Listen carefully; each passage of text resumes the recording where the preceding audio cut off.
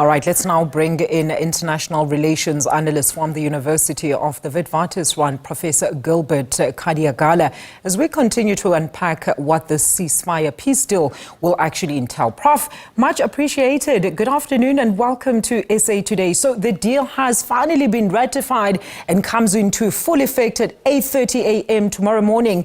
This has been a long and bloody road to this point, 15 months and scores killed. Your reaction? Yeah, it's been a long and tedious journey, but I think better late than never. I think we have, there is an agreement, ceasefire agreement that is also going to lead to the release of some hostages. So it's a positive sign that there is some momentum that we've always wanted. Mm-hmm. But the question is that the devil is in the detail, because this is only the beginning. 42 days of what you call confidence building measures. I think this is what it is. So we'll see how the parties are implementing this agreement over the 42 days. Mm-hmm. And then that will give us an idea as to whether, in fact, we are going to have a permanent ceasefire, the return to normalcy, and all the things that the international community has been asking both parties to do. Mm-hmm. Absolutely, Professor. We're all actually just waiting to see if both sides actually abide by the agreement and terms of that particular ceasefire deal. So how do you reckon Netanyahu, Prof, was actually forced to back down? I mean, I don't think this has been explored adequately. Some saying Biden did this, others saying Trump was the one that drove the deal over the line. But just 2 weeks ago, let's recall the U.S. House voted to sanction the ICC over the arrest warrants for Netanyahu and his defense minister. So what are your observations? What really made Netanyahu change tact and so suddenly? I think that Netanyahu has achieved almost all the objectives he wanted. And I think the big one is the decimation of the leadership of Hamas. Mm-hmm. I think he's done that very shrewdly over the 15 months period. Mm-hmm. This agreement was presented to the parties in May 2024, but he said no, because he thought he needed more time, in fact, to complete what essentially has been completed, which is the total destruction of Gaza, and then also the rearrangement of political forces in the region. The Hezbollah has been destroyed in Lebanon.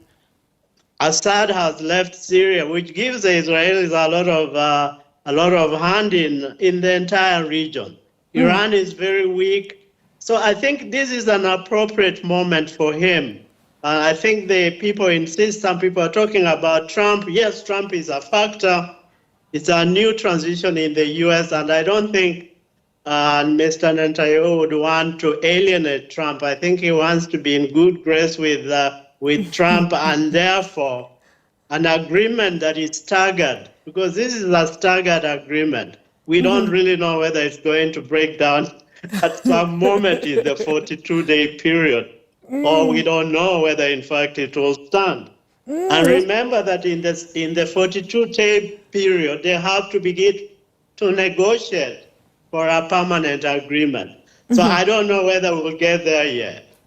So you think this was actually a tactical move on Netanyahu's part? Interesting observation, Prof. So let's talk geopolitically. This tussle with Israel and Gaza, right, and the U.S. seemingly at the top fueling the flames, has divided the global community, and calls for reforms from bodies like the UN were actually amplified, as it seemed that the world just couldn't do anything to stop this bloodshed.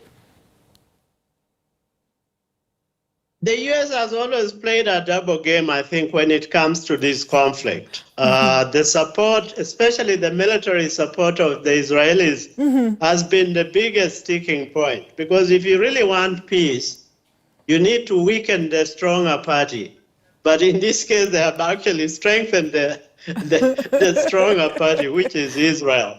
And but you see, it fits into also the geopolitics around it, that the U.S. would not want to alienate Israel. I think they have been a big partner for many years. So it can play both both games. I mean, it can plead for peace, as Biden has been doing over the last 15 months, but also at the same time standing up and being seen to be supporting a peace process. But ultimately, I think we have something that we can call a peace agreement, and it's the beginning, I think, of a long and lengthy process. But also, this is a baby, what you call baby steps, that we can build upon. That means the international community can put additional pressure on both parties so that the ultimate objective of a two-state solution is achieved in that region. And that is really the end point.